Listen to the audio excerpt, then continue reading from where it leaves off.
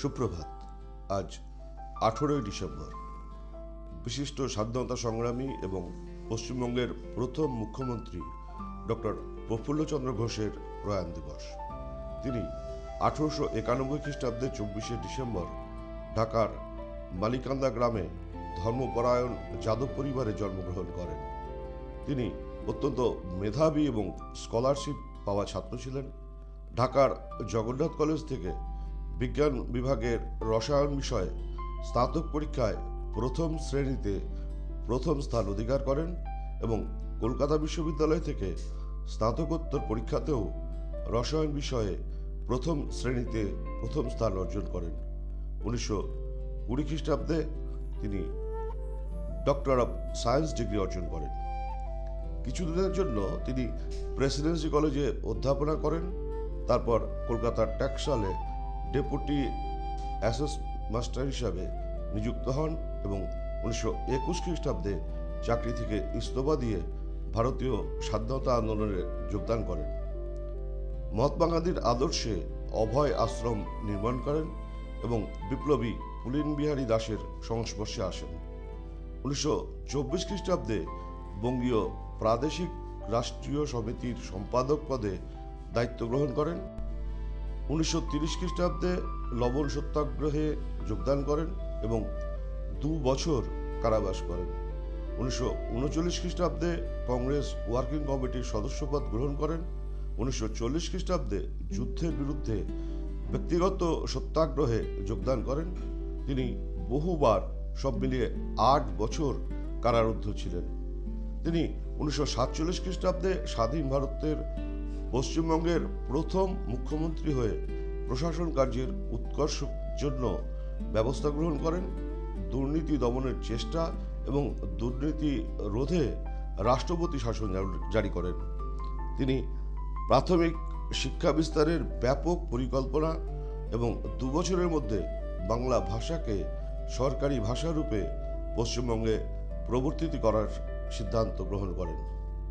তার উদ্যোগে 1947 খ্রিস্টাব্দের 15ই অক্টোবর রাজশেখর বসু, সুনীতি কুমার চট্টোপাধ্যায় প্রমুখ শিক্ষাব্রতীদের নিয়ে বাংলা পরিভাষা কমিটি গঠিত হয়।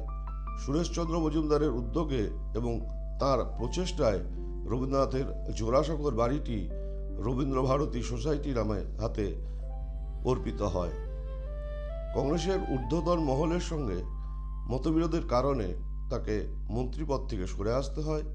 1948 খ্রিস্টাব্দের 15ই জানুয়ারি ডাক্তার বিধানচন্দ্র রায় পশ্চিমবঙ্গের ব্যবস্থা পরিষদে কংগ্রেস দলের নেতা হিসাবে নির্বাচিত হন এবং পরিষদে কংগ্রেসি দলের সভায় তার পদত্যাগ গৃহীত হয়।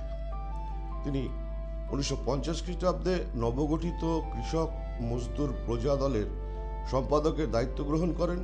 পরবর্তীকালে দলটি প্রজা সমাজতন্ত্রী দল নামে প্রতিষ্ঠিত হয়। 1957 খ্রিস্টাব্দে তিনি মহিষাদল বিধানসভা থেকে নির্বাচিত হয়ে বিধানসভার সদস্যপদ গ্রহণ করেন। পশ্চিমবঙ্গের তৎকালীন রাজ্যপাল মাননীয়া পদ্মজা নাইডুর উপস্থিতিতে 1967 খ্রিস্টাব্দের 21শে নভেম্বর মন্ত্রিসভার মুখ্যমন্ত্রী পদ গ্রহণ করেন, কিন্তু 3 মাস পরেই মন্ত্রিসভার পতন ঘটে। তিনি সারা ভারত গ্রামীণ শিল্প পরিষদের প্রতিষ্ঠাতা সদস্য ছিলেন।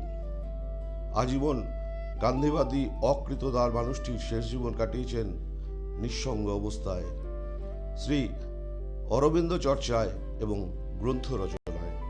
তার রচিত গ্রন্থ হল from Nagpur to Lahore, west today, প্রাচীন ভারতের সভ্যতার ইতিহাস, বিজ্ঞানের কথা, জীবন স্মৃতি, মহাত্মা গান্ধী, জগৎগুরু বিবেকানন্দ ও ঋষি অরবিন্দ।